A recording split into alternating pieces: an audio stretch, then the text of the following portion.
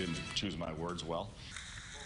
Governor Rauner came to Champaign today to mend fences after thousands of people took offense to comments he made on a Chicago radio show. The governor is now walking back his remark that Champaign doesn't have much of a workforce. He delivered that message in person to 3 businesses and met with their owners to clear the air. WCNI3's Capitol Bureau Chief Mark Maxwell was there. So, Mark, the governor also wanted to set the record straight about his vision for the U of I. Jennifer, that's right. The governor says that the University of Illinois is a great economic engine that drives jobs, it drives commerce, it drives so much here in the community, a major bright spot. He also says he demonstrated that. He put his money, or our money, where his mouth was in this latest state budget. $500 million going to the University of Illinois for this new incubator, this innovation center called the Discovery Partners Institute.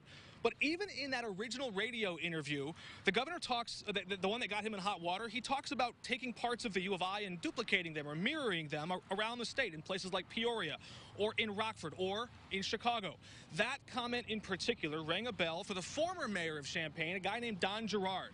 Gerard told me today that back in 2015, right after the governor took office, that he allegedly told Gerard and 2 other local mayors about a plan to, quote, chop up parts of the U of I and, quote, share the wealth around the state. Those are comments the governor flatly denied today. The threat was, we're not going to give you any state funding unless you go along with me. It was a very uncomfortable meeting. Billy, well, you better not take those. Those are words that I would never use and have never used. I have said repeatedly, I've said for 10 years that the U of I should get more resources, more donors, more investment, and expand in Champaign-Urbana as well in other parts of the state. I've said this for 10 years.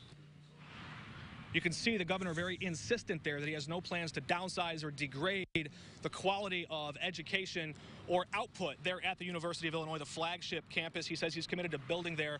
But, of course, all of this controversy, the blowback, it all gave Governor Rauner's rival, J.B. Pritzker, their campaign ammunition to say, hey, he's the bad mouther in chief.